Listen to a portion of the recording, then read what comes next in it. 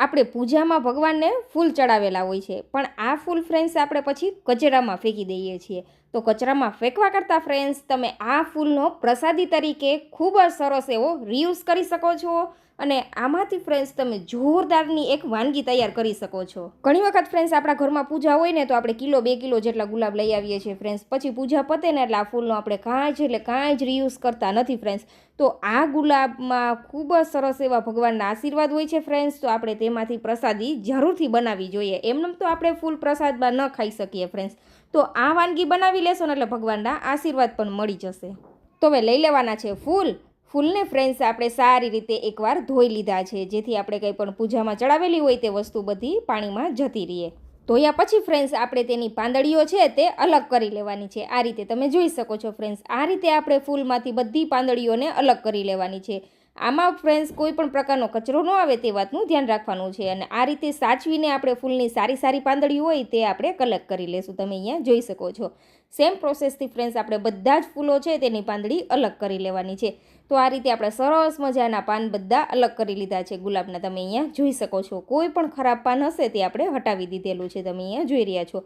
તો હવે આ ફૂલને આપણે સારી રીતે 2 થી 3 પાણીએ સાફ કરવાના છે ફ્રેન્ડ્સ. તો આ રીતે ઉમેરી દેવાનું પાણીની અંદર પાંદડીઓ અને સારી રીતે આપણે તેને ધોઈ લેવાના છે. તમે અહીંયા જોઈ શકો છો ફ્રેન્ડ્સ.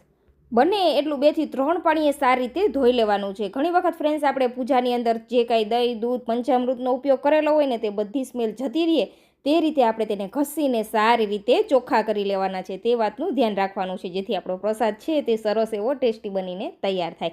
તો આ રીતે ઘસીને આપણે 4 થી 5 પાણીએ ધોઈ લીધા છે ગુલાબને. ગુલાબની અંદર બીજા કોઈ પણ પ્રકારની વસ્તુની સ્મેલ નથી આવતી. તમે અહીંયા જોઈ શકો છો. અને પાણી પણ તમે અહીંયા ફ્રેન્ડ્સ જોઈ રહ્યા છો આ રીતે ગંદુ થઈ ગયું છે. એટલે સારી રીતે જ્યાં સુધી ચોખ્ખું પાણી ન આવે ત્યાં સુધી ફ્રેન્ડ્સ આપણે ગુલાબને ધોવાના જ છે.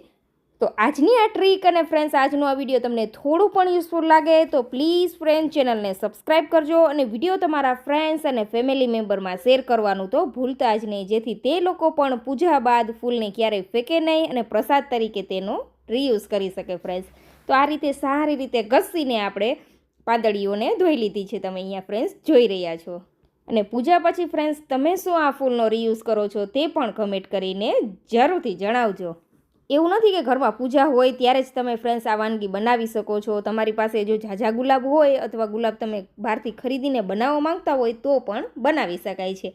હવે શું કરવાનું છે ફ્રેન્ડ્સ, અત્યારે આ ગુલાબની અંદર પાણીનો ભાગ છે તો આપણે તેને સૂકવવાનો છે.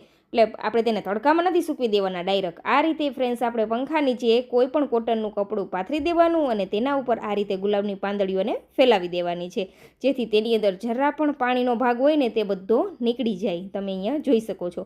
આ રીતે આપણે 1 કલાક માટે તેને સૂકવી દેશું, જેથી ગુલાબ છે તે સરસ એવા ડ્રાય થઈ જાય અને આપણી આગળ વાનગી બનાવવા માટે તૈયાર થઈ જાય. આ વાનગી બનાવીને તમે ફ્રીઝ વગર આખું વર્ષ માટે ફ્રેન્ડ્સ સ્ટોર પણ કરી શકશો અને તમે ભગવાનને પ્રસાદીમાં પણ ધરાવી શકશો. એટલું સરસ એવું ટેસ્ટી આ વાનગી બનીને તૈયાર થાય છે અને બધાને ખૂબ જ પસંદ આવવાની છે ફ્રેન્ડ્સ. માર્કેટમાંથી આપણે ખૂબ મોંઘી ખરીદીએ છીએ અને ચોખ્ખી પણ નથી આવતી ફ્રેન્ડ્સ. તો આ રીતે તમે ઘરે જાતે જ રેડી કરી શકો છો. બજાર કરતાં વધુ ટેસ્ટી કલરફુલ બનીને તૈયાર થાય છે. એકવાર જરૂરથી ટ્રાય કરજો. તો અહીંયા 1 કલાક પછી ફ્રેન્ડ્સ તમે અહીંયા જોઈ શકો છો જરાય આપણા હાથમાં પાણીનો ભાગ આવતો નથી અને ગુલાબ પણ સરસ એવા સુકાઈ ગયા છે. તો હવે તેને બાઉલમાં ભરી લેશું. આ રીતે આપણે તેને વધુ ડ્રાય નથી કરવાના. આ રીતે પાણી સુકાઈ જાય ત્યાં સુધી જ આપણે ડ્રાય કરવાના છે. તો હવે ફ્રેન્ડ્સ થોડા એવા ગુલાબ લઈ લેવાના છે અને આ રીતે કોઈ પણ પ્લેટની અંદર અને તેની અંદર ફ્રેન્ડ્સ હું અહીંયા ખાંડનો ઉપયોગ કરું છું. તમે ખાંડની જગ્યાએ સાકરના પાવડરનો પણ યુઝ કરી શકો છો, પણ મને ખાંડનો ટેસ્ટ પસંદ છે એટલે મેં ખાંડ લીધેલી છે. તમને જે મળે તેનો યુઝ અહીંયા કરી શકાય છે. ટેસ્ટમાં વધુ ફરક નથી પડતો. હવે હાથને સારી રીતે ફ્રેન્ડ્સ આપણે ચોખ્ખા કરી લેવાના છે. પછી આ રીતે ખાંડને ગુલાબની પાંદડી સાથે સારી રીતે મસળવાની છે. આ રીતે તમે અહીંયા જોઈ શકો છો ફ્રેન્ડ્સ. એક રસ થઈ જવું જોઈએ બસ ત્યાં સુધી આપણે મસળવાની છે. હલકો એવો પ્રેશર દેશો ને એટલે ગુલાબની પાંદડીઓ છે તે ખાંડ સાથે સરસ મિક્સ થઈ જશે. સેમ પ્રોસેસથી ફ્રેન્ડ્સ આપણે થોડી પાંદડીઓ લેતા જવાની છે અને થોડી ખાંડ ઉમેરતા જવાની છે. અને ખાંડ તમે તમારા પસંદ અનુસાર વધુ ઓછી ઉમેરી શકો છો. આપણે અહીંયા જેટલી પાંદડી છે એટલા જ વજનની સામે ખાંડ લીધેલી છે. આ રીતે થોડી પાંદડી ઉમેરવાની અને ફરીથી આપણે ખાંડ ઉમેરતા જવાની અને મસળવાની પ્રોસેસ રિપીટ કરવાની. સેમ પ્રોસેસથી ફ્રેન્ડ્સ આ જ પ્રોસેસ રિપીટ કરવાની છે. એકી સાથે બધી વસ્તુ નહીં ઉમેરી દેવાની. આ રીતે થોડી થોડી પાંદડીઓમાં મસળતા જવાનું, જેથી બધી પાંદડીઓ સરસ એવી એકરસ થઈ જાય. તમે અહીંયા જોઈ શકો છો ફ્રેન્ડ્સ.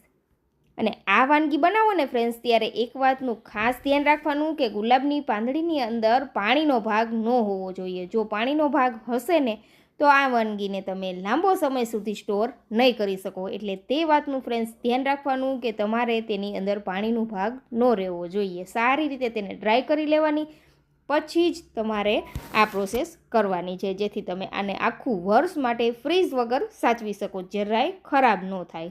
આજે ફ્રેન્ડ્સ આપણે જે વાનગી બનાવી રહ્યા છીએ ને તે આપણા સ્વાસ્થ્ય માટે ખૂબ એટલે ખૂબ હેલ્ધી છે. પણ મેં અહીંયા ખાંડનો યુઝ કરેલો છે, તેની જગ્યાએ ફ્રેન્ડ્સ તમે સાકરનો પણ યુઝ કરી શકો છો. ઉનાળાની ગરમીઓને લીધે ફ્રેન્ડ્સ પેટમાં ખૂબ એટલે ખૂબ બળતરા થતી હોય ને ફ્રેન્ડ્સ, ત્યારે તમને આ વાનગી લેવાનું ચાલુ કરી દેશો ને એટલે પેટમાં એસી જેવી ઠંડક મળવાની છે. તો સારી રીતે ફ્રેન્ડ્સ આપણે બધી વસ્તુને મિક્સ કરી દીધી છે, તમે અહીંયા જોઈ શકો છો આ રીતે. હવે શું કરવાનું છે ફ્રેન્ડ્સ, આ બધા જ ગુલાબને આપણે આ રીતે સરસ એવા ખાંડ સાથે મિક્સ કરી દીધા છે. તો કોઈ પણ એક કન્ટેનર લઈ લેવાનું છે. આ કન્ટેનરની અંદર આપણે જે કાંઈ આ મિશ્રણ રેડી કરેલું છે તે બધું ઉમેરી દેવાનું છે. આ રીતે તમે જોઈ શકો છો. સાફ એવું કન્ટેનર લેવાનું છે. કાચની બરણી પણ અહીંયા લઈ શકો છો ફ્રેન્ડ્સ.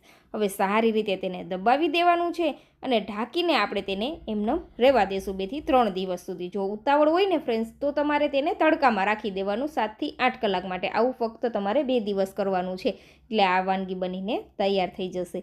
ઘણા લોકોને ખ્યાલ આવી ગયો છે કે આજે આપણે શું બનાવી રહ્યા છીએ. તો આ રીતે સરસ મજાનું આપણે દબાવી દીધું છે. હવે ઢાંકણ ઢાંકી દઈશું અને મળીએ ફ્રેન્ડ્સ 2 થી 3 દિવસ પછી. તમારે તેને તડકામાં રાખવું હોય તો ઝડપથી બનીને તૈયાર થઈ જાય છે, તો તમે તડકામાં પણ રાખી શકો છો.